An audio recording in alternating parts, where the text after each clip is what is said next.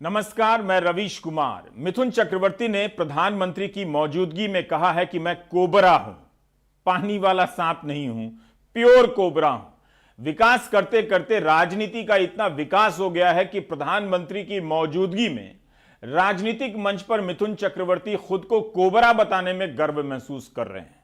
नितिन गडकरी ने कहा कि बीजेपी में आने के बाद सब पवित्र हो जाते हैं। यहां तो मिथुन चक्रवर्ती टीएमसी से बीजेपी में आने पर खुद को कोबरा कह रहे हैं। मिथुन चक्रवर्ती ने कई सारी अच्छी फिल्में की हैं, अच्छे अभिनेता भी रहे हैं और डांस करने की अदा पर मेरे अलावा न जाने कितने फिदा रहे हैं। मिथुन अपनी अच्छी फिल्मों से अपने लिए संवाद नहीं चुनते हैं, उन फिल्मों से चुनते हैं जिसे आमतौर पर बी ग्रेड या सी ग्रेड कहा जाता है। प्रधानमंत्री की मौजूदगी में बीजेपी में शामिल होने पर मिथुन कौन सा संवाद चुनते हैं उसके बजाय यह देखा जाना चाहिए कि उस संवाद से आज के चुनावी माहौल में कैसा संदर्भ बनता है। आमी जल ढोड़ाओ नई, बेले बोड़ाओ नई, आमी एकटा कोबरा, गोखड़ो आमी। जब मिथुन कहते हैं कि मैं पानी वाला सांप नहीं हूं, प्योर कोबरा हूं, यहां काटा और वहां आपकी छवि टंग गई, यह केवल ताली बजवाने का संवाद नहीं है, बल्कि यह संवाद टकराता है मिथुन की नई पार्टी के विरोध में खड़ी ममता बनर्जी से। बंगाल के भद्रलोक की भाषा शैली इस चुनाव में कहां तक गिर रही है, उसे व्हाट्सएप ग्रुप में रिश्तेदार नोट करने लगे हैं। मारबो एखाने, लाश पड़बे श्मशाने। इस मंच पर मिथुन एक और फिल्मी संवाद दोहराते हैं कि मारबो ए खाने, लाश पोरबे शोशान। मतलब यहां मारूंगा तो लाश शमशान में मिलेगी। कोबरा, लाश, शमशान और मरने वाला फोटो बनकर टंग जाएगा। क्या ममता बनर्जी के विरोध के लिए मिथुन के पास यही सब रूपक है, संवाद है? क्या मिथुन को पता नहीं कि समाज में लोग किसी की मौत पर उसकी तस्वीर बेहद आदर से लगाते हैं? तस्वीर ही किसी की आखिरी स्मृति होती है। एक समय था जब लोग प्रधानमंत्री के सामने ऐसी भाषा बोलने से बचा करते थे, लेकिन अब आप बोल सकते हैं कि किसी को मारकर लाश में बदल दूंगा और उसकी लाश शमशान में मिलेगी। बीजेपी को ही इसका प्रतिकार करना चाहिए, नहीं तो लोग बीजेपी में आने के बाद कहने लगेंगे कि मिथुन तो कोबरा ही हैं, हम तो करैत हैं, गेहुअन है, धानुक है। कोबरा को किंग कोबरा कहा जाता है। 10 से 15 फीट लंबा होता है। वो अपने शरीर का 2/3 हिस्सा सीधा खड़ा कर लेता है, एक तरह से अपनी पूंछ पर खड़ा हो सकता है। इंसानों से बचता है, कतराता है। कोबरा का नाम सुनते ही या किसी दूसरे सांप को देखते ही इंसान मारने के लिए टूट पड़ता है कि कहीं ये कोबरा ना हो। इस कारण भी कोबरा का अस्तित्व खतरे में पड़ गया। जंगलों की कटाई तो कारण है ही। कोबरा जहरीले और विषैले सांपों को भी खा जाता है, गिरगिट से लेकर चूहे खाता है। दुनिया में अकेला सांप है जो घोंसला बनाता है और उसमें अंडे देता है, और जब तक सांप अंडे से बाहर नहीं आ जाता उस अंडे पर पहरा देता है। Centre for global health research की रिपोर्ट के हिसाब से भारत में 2000 से 2019 के बीच 12 लाख लोग सांपों के काटने से मरे हैं। हर साल करीब 58,000 लोग सांपों के काटने से मर जाते हैं। ऐसे कोबरा से मिथुन अपनी तुलना करते हैं, जिसका अस्तित्व इन दिनों खतरे में है और जिसका गुण कुछ और है। बीजेपी मिथुन से कह सकती है कि हमारे दल के नेता और प्रधानमंत्री खुद को सेवक कहलाना पसंद करते हैं, आप प्लीज खुद को कोबरा ना कहें। आप एक राजनीतिक दल में आए हैं, जंगल किंगडम में नहीं कि मैं शेर हूं, मैं कोबरा हूं कहते फिरें। Do you get my point? आमी तो सब समय बांग्ला कथा बोलते पाड़ी ना, किंतु माझे माझे एकटू इंग्रेजी बोली, बाजे कथा बोली ना। कोई शक भोजपुरी बोली ले, लेकिन हम सांप हई, कनगोजर हई, ये कौन भाषा हवे जी? बयान तो पुराना है, अप्रैल 2018 का, लेकिन पता चलता है कि राजनीतिक भाषण में सांप बिच्छू के आने की विकास यात्रा कहां से शुरू होती है। सारा विपक्ष आह्वान करता है एकत्रित आओ, एकत्रित आओ, एकत्रित आओ। मैंने एक वार्ता सुनी थी, जब बहुत बड़ी बाढ़ आती है, सारे वृक्ष, पेड़ पौधे पानी में बह जाता है, एक वट वृक्ष अकेला बच जाता है, तो सांप भी उस वट वृक्ष पर चढ़ जाता है, नेवला भी चढ़ जाता है, बिल्ली भी चढ़ जाती है, कुत्ता भी चढ़ जाता है, चीता भी चढ़ जाता है, शेर भी चढ़ जाता है, क्योंकि नीचे पानी का डर है, इसलिए सब एक ही वृक्ष पर इकट्ठा होते हैं। ये मोदी जी की जो बाढ़ आई है ना, बाढ़, इसके डर से सांप, नेवला, कुत्ता, बिल्ली सब इकट्ठा होकर चुनाव लड़ने का काम कर रहे हैं। अमित शाह ने तब कहा था, अब तो मिथुन ही खुद को कोबरा कह रहे हैं। चुनाव प्रचार से पहले सूत्रों के हवाले से यह खबर आई कि प्रधानमंत्री ने बीजेपी के नेताओं से कहा कि भाषा की मर्यादा का ख्याल रखिए। चूंकि चर्चा सांप की हो रही है, तो एक और खबर बीजेपी से ही संबंधित है।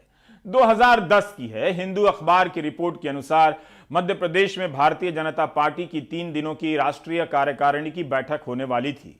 कार्यक्रम स्थल पर सांपों के निकलने की घटना को देखते हुए पार्टी ने 2-2 सपेरे बुलाए थे। सपेरे बुलाने का यह बयान आप यकीन नहीं करेंगे किसका था। उस समय के उद्योग मंत्री कैलाश विजयवर्गीय का, जो इस वक्त बंगाल बीजेपी के प्रभारी हैं और मंच पर मिथुन को लेकर आए थे। जो नेता पार्टी को सांपों से बचाने के लिए सपेरे बुला रहे थे, वो एक ऐसे एक्टर को ले आए जो प्रधानमंत्री की मौजूदगी में खुद को कोबरा कहते हैं। शिव शंभो, शिव शंभो। यूपी के मुख्यमंत्री योगी आदित्यनाथ ने कहा है कि दुनिया के स्तर पर भारत की परंपराओं को पहचान दिलाने में सेक्युलरिज्म सबसे बड़ा खतरा है। ध्यान हटाने का यह बेजोड़ टॉपिक है।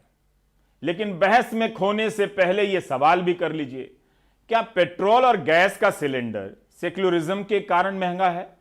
क्या बेरोजगारी सेक्युलरिज्म के कारण है? क्या आपके बच्चों को नौकरी सेक्युलरिज्म के कारण नहीं मिल रही है? क्या सेक्युलरिज्म के कारण अर्थव्यवस्था का इतना बुरा हाल है? अब देखते हैं उस सिस्टम का हाल जो चाहे तो किसी को फंसाकर उसका जीवन बर्बाद कर सकता है। पिछले दिनों हमने आपको ललितपुर के विष्णु तिवारी की कहानी बताई थी। बिना कसूर के बलात्कार के मामले में 20 साल जेल में रहना पड़ा। आज कहानी सूरत से है। फैसला गुजराती में है, इसलिए हमने इंडियन एक्सप्रेस के कमाल सैयद की रिपोर्ट और मुस्लिम मिरर में छपी रिपोर्ट की मदद ली है। इस तस्वीर में वो लोग हैं जिन पर 20 साल तक मुकदमा चला कि वे सिमी नाम के प्रतिबंधित संगठन से जुड़े हैं। शनिवार को सूरत के चीफ मजिस्ट्रेट एएन दवे ने 127 लोगों को बाइज्जत बरी कर दिया। 20 साल पहले 27 दिसंबर 2001 को सूरत के राजश्री हॉल में मुसलमानों की शिक्षा के मसले पर एक सम्मेलन बुलाया गया। इस हॉल की booking all India minority board के तहत की गई, आरिफ माजिद मंसूरी के नाम से। आरिफ माजिद मंसूरी साजिद मंसूरी के भाई हैं। साजिद मंसूरी सिमी से जुड़े थे। सितंबर 2001 में अमेरिका में 9/11 के आतंकी हमले के बाद सिमी पर प्रतिबंध लगा दिया गया था। लाल कृष्ण आडवाणी से लेकर बीजेपी के तमाम नेता सिमी को बंद करने की बात करते थे, मुद्दा बनाते थे। प्रतिबंध के बाद यह सबसे बड़ी गिरफ्तारी थी। इन 127 लोगों में 2 राजस्थान से वाइस चांसलर थे, 4-5 प्रोफेसर थे, डॉक्टर, इंजीनियर और एक सेवानिवृत्त जज भी गए थे। ये लोग संविधान के तहत मुसलमानों के शिक्षा के अधिकार विषय पर जमा हुए थे और सिमी से जुड़े होने के आरोप में फंसा दिए गए। इन सभी को आतंकी कार्यवाही, प्रतिबंधित संगठन से जुड़े होने के आरोप में गिरफ्तार किया गया। यूएपीए की कई धाराएं लगा दी गई। पुलिस ने दावा किया कि सिमी के फॉर्म मिले हैं इनके पास से, ओसामा बिन लादेन की प्रशंसा करने वाले पर्चे मिले हैं। इन लोगों को 11 महीने तक जेल में रहना पड़ा। उसके बाद गुजरात हाईकोर्ट से जमानत मिल गई। तब तक मीडिया में इनके खिलाफ ऐसा अभियान चला कि बहुतों की नौकरी चली गई। जो बिजनेस करते थे उनका बिजनेस खत्म हो गया। मौलाना अताउर रहमान वजदी साहब 86 साल के हैं, यूपी के सहारनपुर से इस फैसले को सुनने गए थे। 20 साल पहले 66 साल के थे और अब व्हील चेयर के सहारे चल रहे हैं। इस सम्मेलन में गुजरात, महाराष्ट्र, मध्य प्रदेश, उत्तर प्रदेश, कर्नाटक, राजस्थान, तमिलनाडु, पश्चिम बंगाल, छत्तीसगढ़ और बिहार से लोग गए थे। बाहर के राज्यों के आरोपियों को हर सुनवाई में आने की छूट तो मिल गई, लेकिन सूरत के लोगों को हर सुनवाई में जाना पड़ा। 7 आरोपियों की मौत भी हो चुकी है। चीफ जुडिशियल मजिस्ट्रेट साहब जो ट्रायल कोर्ट के दवे साहब, उन्होंने ये हेल्ड किया कि कोई भी आरोपी 124 या 27 में कोई भी कलम 10 के मुताबिक सिमी का मेंबर नहीं था, सिमी का मेंबर था ऐसा कोई प्रूव नहीं हुआ, उन्होंने कोई अनलॉफुल एक्टिविटीज़ की ऐसा भी कोई प्रूफ नहीं है, उनके विरुद्ध कोई भी एविडेंस आया नहीं है। और दूसरा के सेक्शन 17 के नीचे, यूएपीए की सेक्शन 17 के नीचे जो सेंट्रल गवर्नमेंट के सैंक्शन देनी चाहिए प्रोसिक्यूशन की, वो वैलिड सैंक्शन नहीं थी। और सब तमाम वो पुरावे और वो दस्तावेज देखने के बाद आज ट्रायल जज ने सभी 127 आरोपियों को रिहा कर दिया है, उनको निर्दोष जाहिर कर दिया। अभी भी 5 लोग अन्य धाराओं के कारण इस केस में जेल में बंद हैं। फैसले के दिन 111 लोग मौजूद थे। इंडियन एक्सप्रेस ने अपने एक्सप्लेन खंड में इस केस पर और विस्तार से रोशनी डाली है। पुलिस का एक बयान था कि हमने रात में छापे मारे, कुछ लोग सो रहे थे, कुछ लोगों के पास मोबाइल फोन थे जो उन दिनों बहुत कम लोगों के पास होते थे, कुछ लोगों ने सिम कार्ड ही निगल लिया। इस तरह के आरोप लगाए गए थे। अदालत ने पाया कि सरकारी वकील की दलीलें भरोसे के लायक नहीं हैं कि ये लोग सिमी के आंदोलन को बढ़ावा देने के लिए सूरत में जमा हुए थे। सरकारी वकील यह भी साबित नहीं कर सके कि ये लोग सिमी के सदस्य थे। जब अगस्त 2008 में साजिद मंसूरी को अहमदाबाद धमाके के आरोप में गिरफ्तार किया गया, तब पुलिस ने कहा कि इसकी तलाश 2001 के सूरत केस से ही हो रही थी, ये फरार था। इन धमाकों में 56 लोगों की मौत हुई थी। तब इसके पीछे इंडियन मुजाहिदीन का हाथ बताया गया। एक्सप्रेस ने लिखा है कि गुजरात पुलिस के मौजूदा प्रमुख आशीष भाटिया उस वक्त सूरत के ज्वाइंट कमिश्नर थे। बाद में वे सीरियल धमाके की जांच से भी जुड़े। इस केस में सरकार की तरफ से लड़ने वाले वकील जगपुरुष सिंह राजपूत 2012 में बीजेपी के टिकट पर अहमदाबाद से चुनाव लड़ते हैं और विधायक बन जाते हैं। इधर लोगों की जिंदगी बर्बाद हो जाती है। आतंक के आरोप में 127 लोगों को 20 साल मुकदमे झेलने पड़े हैं।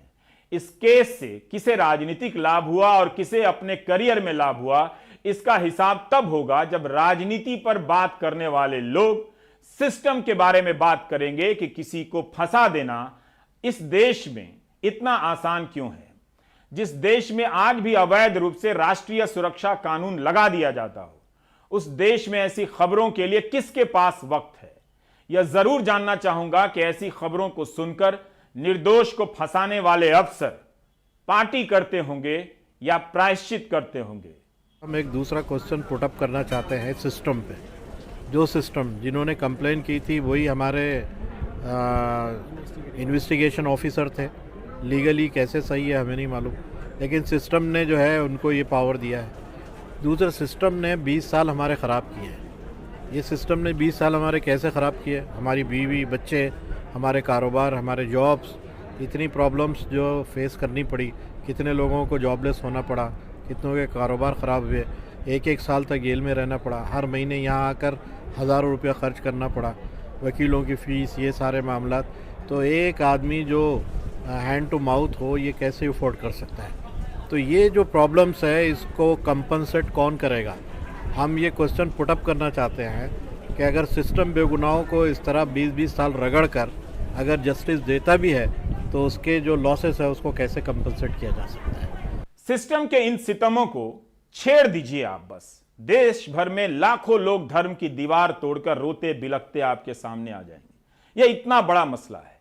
सूरत के केस में ही हर 2 महीने पर सुनवाई होती थी। एक सुनवाई की फीस 7,000। 4 वकील थे। वकीलों को एक मुश्त राशि भी दी गई। आप हिसाब लगाएं कि 20 साल तक एक ऐसे आरोप में 127 लोगों ने किस तरह मुकदमे का खर्च उठाया होगा। इस सुनवाई के दौरान 7 लोगों की मौत भी हो गई। उन्हें तो इंसाफ ही नहीं मिला, न मिलेगा। आसिफ शेख ने 2001 में पत्रकारिता में गुजरात यूनिवर्सिटी में टॉप किया था। आसिफ इस सम्मेलन में गए और प्रतिबंधित संगठन सिमी के सदस्य होने के आरोप में गिरफ्तार हो गए। आसिफ के साथ के कई पत्रकार आज गुजरात में ऊंचे मकाम पर हैं, लेकिन इस केस के कारण आसिफ फर्स्ट आने के बाद भी पत्रकार नहीं बन सके, नौकरी नहीं मिली। कभी कॉल सेंटर में काम किया तो कभी मार्केटिंग की, लाउडस्पीकर बेचा तो कभी कॉन्ट्रैक्ट पर काम किया, कपड़े की दुकान खोली मगर नहीं चली। अब 13 साल से मिर्ची बेच रहे हैं। मैं यूनिवर्सिटी टॉपर था, मास्टर डिग्री मैंने जर्नलिज्म से की है, लेकिन उसके बाद भी मुझे बहुत सारे मीडिया हाउस ने नौकरी देने से मना कर दिया क्योंकि मेरे ऊपर एक टैग लगा हुआ था। मेरा केस चल रहा था सूरत में, इसलिए मैं आज पत्रकार के फील्ड में नहीं जा पाया। मेरे क्लासमेट सब आज जर्नलिस्ट हैं अच्छे मशहूर। मैं आज मिर्ची बेच रहा हूँ। मेरे से बहुत सारे लोग परेशान हुए। जो अपना करियर नहीं बना पाए, बर्बाद हुए। मेरे 38 साल की उम्र में, बड़ी उम्र में शादी हुई क्योंकि मुझे कोई लड़की देने को तैयार नहीं था।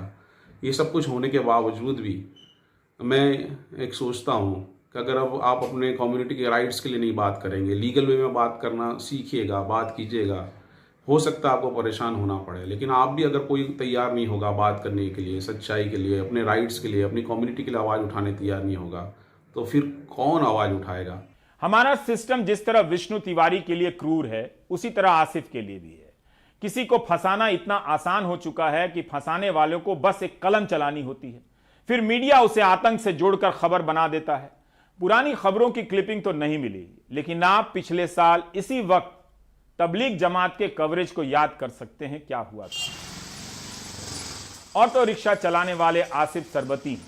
आसिफ सरबती सूरत में हेल्थ वर्कर के रूप में काम करते थे, सरकारी नौकरी थी, 33 साल के थे उस वक्त जब मुकदमा हुआ, अब 53 साल के हैं। इस केस के बाद निलंबित कर दिए गए और निलंबित होने के कारण 2000 रुपए महीने ही मिलते रहे, लेकिन पूरी सैलरी कभी नहीं मिली क्योंकि नियम है। सिमी का लेबल चिपकने के कारण ऑफिस के लोग भी आसिफ से दूर हो गए। आर्थिक स्थिति खराब हुई तो आसिफ ऑटो रिक्शा चलाने लगे।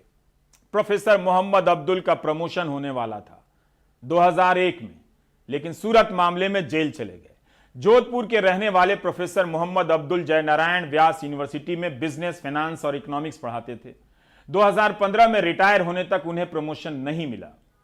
प्रोफेसर अब्दुल को उन 4 मुख्य आरोपियों में रखा गया था जिन्हें 14 महीने की जेल हुई और सुप्रीम कोर्ट से बेल मिली थी।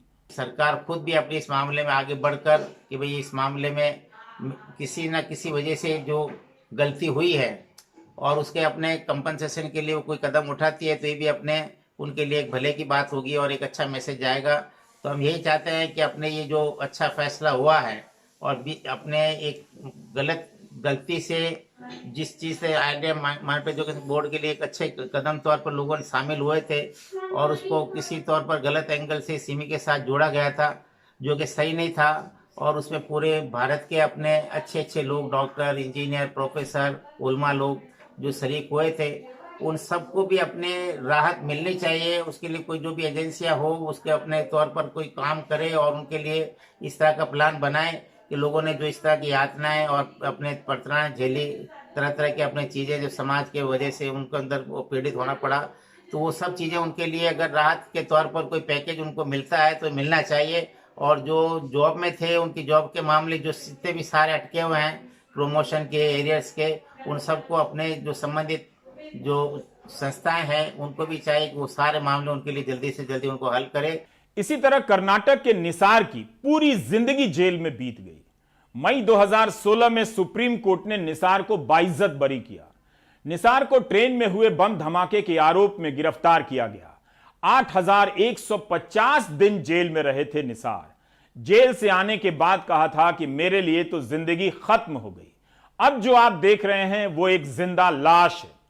यह आप पर निर्भर करता है कि आप सबके लिए कैसा सिस्टम चाहते हैं।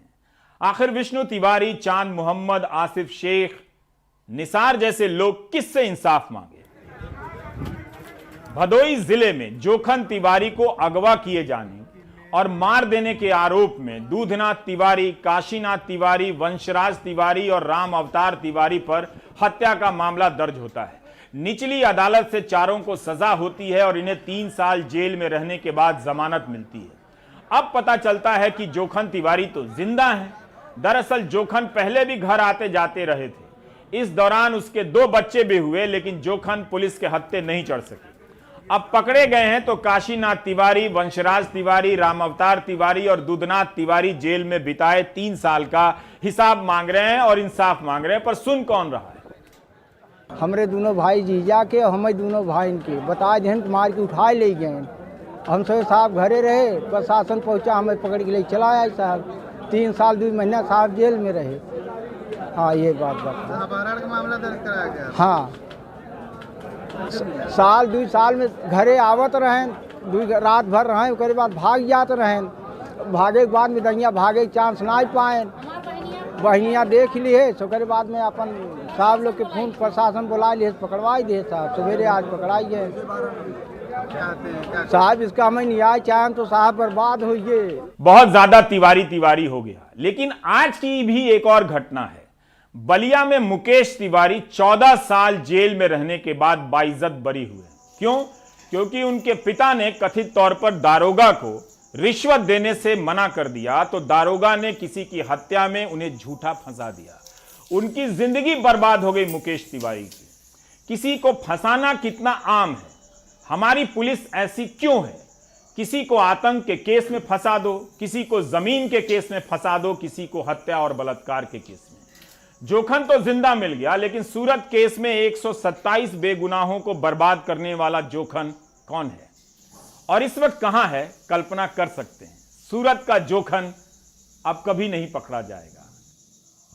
गोरखपुर और शाहजहांपुर से मेरा विशिष्ट बीटीसी में सिलेक्शन हुआ और मैं घर आया तो 302 के मुजरिम हमको थानाध्यक्ष असमद खां और FIR करता और ये सब मिलकर अपना फंसा दिए नामजद मुकदमे में। उसके बाद जेल में मैं 14 साल तक अपना बहुमूल्य समय देकर पूरे परिवार का धन दौलत जो भी था, आज की डेट में स्थिति एकदम दयनीय है।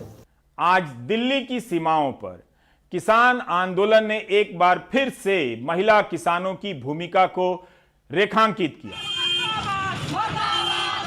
शुरू से ही इस आंदोलन में महिला किसान संगठित हैं, सक्रिय हैं और संगठन के काम में लीड कर रही हैं, मंच संभाल रही हैं। आज यहां कई राज्यों से महिलाएं आई थीं। यह तय हुआ कि जब अप्रैल में पुरुष गेहूं की कटाई के लिए गांवों में लौटेंगे तो महिलाएं मोर्चा संभालेंगी। इसके लिए अभी से तैयारी हो रही है। आज हालत यह है कि मंच से सभी को बोलने के लिए समय देना मुश्किल हो गया। इतने लोग बोलना चाहते थे।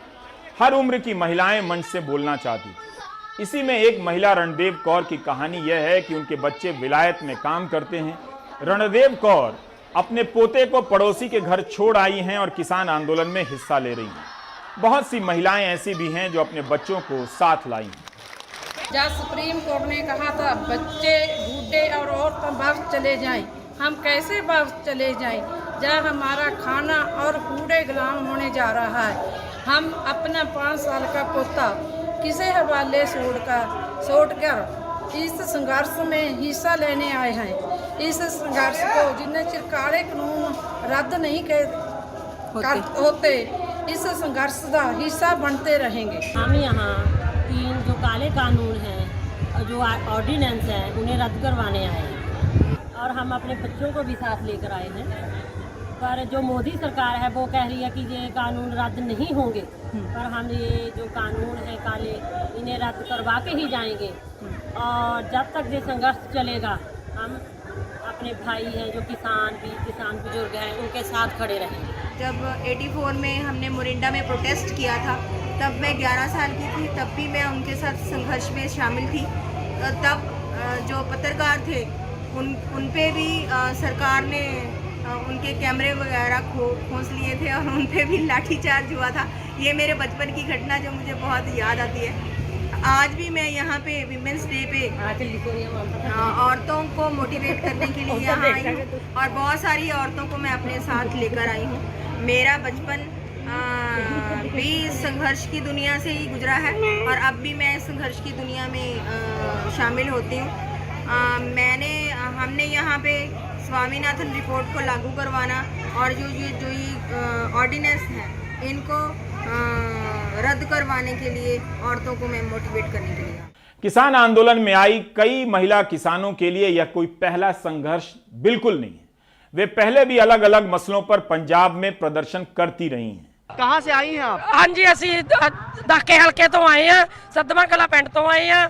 जिस मोदी सरकार ने ਬੀਬੀਆਂ ਨੂੰ ਭੈਣਾਂ ਨੂੰ ਬਜ਼ੁਰਗਾਂ ਨੂੰ ਸੜਕਾਂ ਤੇ ਰੋਲ ਕੇ ਧਰ ਦਿੱਤਾ ਵਾ। ਇਹ ਕਦੇ ਕਾਨੂੰਨ ਕਿਹੜੇ ਲਿਆਉਂਦਾ ਕਦੇ ਕਿਹੜੇ ਲਿਆਉਂਦਾ, ਇਹਦੇ ਅੱਗਾ ਨਹੀਂ ਪਿੱਛਾ ਨਹੀਂ। ਇਹ किसान मजदूर एकता जिंदाबाद। इस तरीके से आवाज बुलंद हो रही है, आपसे भी समझना चाहिए कहाँ से आई हैं, मकसद क्या है? जगराऊं हल्का से आए हैं, सिद्धमा कला पिंड से, डकौंदा यूनियन ਦੇ ਨਾਲ ਸੰਬੰਧਿਤ आंदोलन में समर्थन देने के लिए। हाँ जी, ਕਿਸਾਨਾਂ ਨੂੰ ਸਮਰਥਨ ਦੇਣ ਲਈ ਇੱਥੇ ਪਹੁੰਚੇ ਹਾਂ ਜੋ 7 ਮਹੀਨਿਆਂ ਤੋਂ ਲਗਾਤਾਰ ਸੰਘਰਸ਼ ਕਿਸਾਨਾਂ ਦਾ ਚੱਲ ਰਿਹਾ। ਕਾਲੇ ਕਾਨੂੰਨ ਰੱਦ ਕਰਾਉਣ ਨੂੰ ਜਿੰਨਾ ਚਿਰ ਕਾਲੇ ਕਾਨੂੰਨ ਰੱਦ ਨਹੀਂ ਹੁੰਦੇ ਕਿਸਾਨ ਇੱਥੋਂ ਮੋਰਚਾ ਨਹੀਂ ਉਠਾਉਣਗੇ। आज आप लोगों के सम्मान का दिन है, लेकिन आप लोग का दिन हर दिन आपका दिन है। साडा दिन तो किसानों के साथ ही है। वो खाना दिया मंगल और ये पहला वाकया है जब आप पहुंची हैं, या इससे पहले भी आई हैं? नहीं, पहले भी आए हैं, 5 बारी आए हैं पहले भी। बहुत अच्छा हुआ, ऐसी आपदा कानून रद्द करा के ही जावांगे। भारत के सभी पुरुष राजनेता महिला दिवस पर खूब बधाई देते हैं, लेकिन क्या आप जानते हैं राज्यों में कितनी महिला मुख्यमंत्री हैं? केवल ममता बनर्जी। अब आप प्रधानमंत्री के ट्विटर हैंडल से लेकर तमाम पुरुष मुख्यमंत्रियों के ट्विटर हैंडल पर जाकर देखिए, क्या किसी ने भी देश की इस एकमात्र महिला मुख्यमंत्री को महिला दिवस पर बधाई दी है, उन्हें टैग किया है? इससे पता चलेगा कि सभी पुरुष मुख्यमंत्रियों को इस एक महिला मुख्यमंत्री का ध्यान आया कि नहीं आया। एक समय ऐसा भी रहा जब भारत में एक साथ या थोड़े समय के अंतराल पर महिला मुख्यमंत्री हुआ करती थी। सुषमा स्वराज, उमा भारती, राबड़ी देवी, मायावती, आनंदीबेन पटेल, जयललिता, वसुंधरा राजे, महबूबा मुफ्ती और शीला दीक्षित। आज 1 अरब 30 करोड़ की आबादी वाले देश राज्यों में सिर्फ एक महिला मुख्यमंत्री हैं, ममता बनर्जी। आज बीजेपी की कई राज्यों में सरकार है, एक में भी बीजेपी की महिला मुख्यमंत्री नहीं है। ममता बनर्जी अपनी राजनीतिक अस्तित्व की लड़ाई लड़ रही हैं। सामने बीजेपी है और दूसरी तरफ लेफ्ट और कांग्रेस। आप खुद देखिए कि प्रधानमंत्री ममता बनर्जी के बारे में किस तरह से आक्रमण कर रहे हैं। कुछ दिन पहले जब आपने स्कूटी संभाली,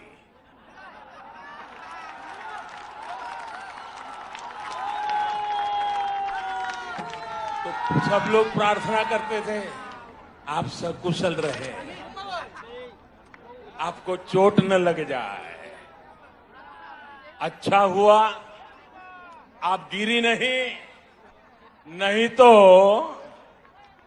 जिस राज्य में वो स्कूटी बनी है उस राज्य को ही अपना दुश्मन बना लेती। जब आपकी स्कूटी भवानीपुर जाने के बाद बदल नंदीग्राम की तरफ मुड़ गई,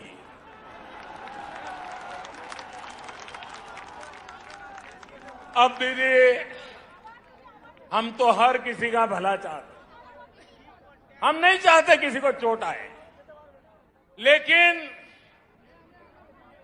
जब स्कूटी ने नंदीग्राम में गिरना तय किया है तो हम क्या करें। ममता की स्कूटी नंदीग्राम में गिरने वाली है, लेकिन ममता बनर्जी ने स्कूटी क्यों चलाई इसका जिक्र प्रधानमंत्री ने नहीं किया। हम कर देते हैं। ममता बनर्जी ने स्कूटी इसलिए चलाई कि उन्हें दिखाना था कि पेट्रोल के दाम बहुत बढ़ गए हैं, केंद्र सरकार उदासीन है, इसलिए नहीं कि ममता किसी राज्य में बनी स्कूटी का टेस्ट राइड कर रही थी। महिला दिवस के दिन कौन किस महिला को प्रतीक के तौर पर आगे रखता है, इससे भी पता चलता है कि उसकी निष्ठा इस दिवस में कितनी है और कैसी महिलाओं के प्रति है। स्मैश बोर्ड नाम के ट्विटर हैंडल ने उन महिलाओं के साथ खड़े होने को लेकर ट्वीट किया है जिन्होंने राज्य की सत्ता को चुनौती दी या राज्य की सत्ता ने उन्हें चुनौती समझकर जेल में बंद किया। इनमें पत्रकार हैं, वकील हैं, राजनीतिक कार्यकर्ता हैं, जलवायु परिवर्तन को लेकर लड़ने वाली लड़कियां हैं, छात्राएं हैं। 22 साल की दिशा रवि, 30 साल की निकिता जेकब, 23 साल की नवदीप कौर, 31 साल की नताशा नरवाल, 31 साल की देवांगना कालिता, 28 साल की गुलफिशा फातिमा, 27 साल की सफूरा जरगर, 30 साल की इशरत जहां, 44 साल की सदफ जफर, 19 साल की अमूल्या लियोना, 59 साल की सुधा भारद्वाज, 63 साल की शोभा सेन, 33 साल की ज्योति जगताप, 45 साल की सोनी सोरी, 24 साल की कुनी सिकाका, 20 साल की मनीषा धिंडे, 67 साल की पेट्रिशिया मुखीम, 26 साल की मसरत जहरा। इन महिलाओं को किस किस ने याद किया, पता चलता है कि वे महिलाओं की किस किस भूमिका को ज्यादा स्वीकार करते हैं, आज के दिन याद करते हैं। बाकी ब्रेक के बाद।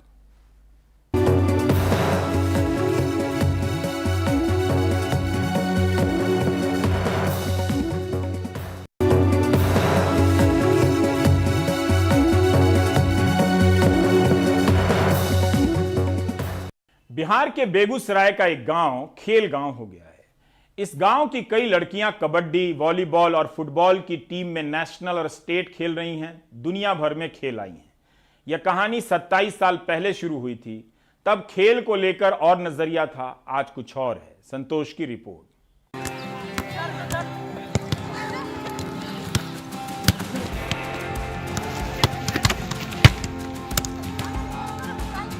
ये है बेगूसराय जिले के बरौनी जंक्शन से महज 1.5 किलोमीटर दूर छोटे से बरौनी फ्लैग गांव में बड़ा सा यमुना भगत स्टेडियम। गांव की सैकड़ों लड़कियों के राष्ट्रीय और अंतर्राष्ट्रीय स्तर पर चमकने का गवाह है। पहले जो लोग लड़कियों के खेलने कूदने को लेकर ताने कसते थे, अब वो इन लड़कियों की वजह से गौरव महसूस कर रहे हैं। लड़कियों ने गांव की पहचान ही बदल दी है।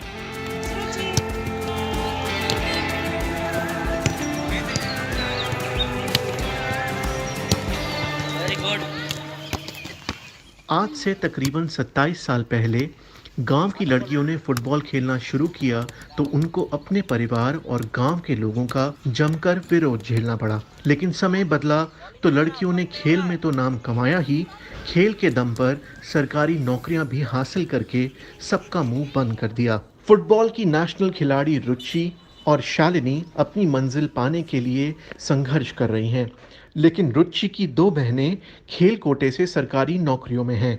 बहुत सारी कठिनाइयाँ थी, जैसे लोगों का ताना हुआ, उसके जैसे रिश्तेदार सब हमेशा बोलते थे कि खेलने से क्या होता है, पढ़ाई लिखाई करना चाहिए खेल। और ये भी सुनने को मिला कि हाफ पैंट पहन के फील्ड में टाइम पास करने जाती है, लेकिन ऐसा कुछ नहीं है। हम लोग आगे बढ़ना चाहते हैं। हम लोग के पापा मम्मी हमेशा सपोर्ट किए हैं और भैया का भी सपोर्ट है। हम लोग चाहते हैं कि स्टेट लेवल से खेले, फिर डिस्ट्रिक्ट कंट्री का नाम रोशन करे। हम नेशनल अभी खेल चुके हैं और चाहते हैं कि अपने देश की ओर से स्वर्ण पदक जीते और अपने देश का और अपने खेल गांव बरौनी का नाम रोशन करे। पहले जो परिवार वाले बात बात में समाज का हवाला देते थे, अब काफी खुश हैं। लड़कियों की वजह से नाम मिला और घर की माली हालत भी सुधरी। पहले बरौनी की पहचान कारखानों की वजह से थी, अब इन लड़कियों की वजह से है। खास बात ये रही कि लड़कियों को आगे बढ़ने में सरकार की तरफ से भी पूरा सहयोग मिला।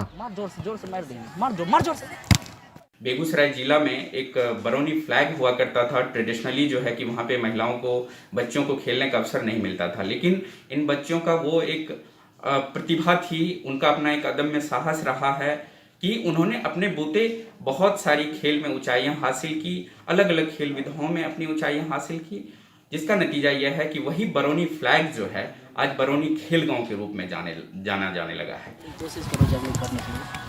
अब यहाँ की लड़कियाँ दूसरे प्रदेशों, शहरों और गांव के लिए मिसाल बन रही हैं। सफर संघर्षों से भरा और लंबा रहा है, लेकिन इनके जुनून के सामने किसी की ना चली।